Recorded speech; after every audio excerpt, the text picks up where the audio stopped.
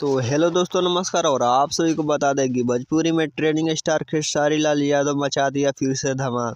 तो दोस्तों, आप सभी को बता दें कि ट्रेंडिंग स्टार खेसारी लाल यादव एक गाना लेकर आए हैं जिसका टाइटल है डोली लेके जय जिला आरा का, जो काफ़ी बवाल का गाना है। दोस्तों आप सभी को बता दें कि ट्रेंडिंग स्टार खेसारी लाल यादव ने है मगर छपरा जिला का, मगर ये गाना का टाइटल है डोली लेके जय जिला आरा के। तो दोस्तों आप सभी को बता दें कि trending star Khesari Lal Yadav power star Pawan Singh से हरदम विवादित में रहते हैं। तो दोस्तों आप सभी को बता दें कि पावर स्टार पवन सिंह आरा जिला का है।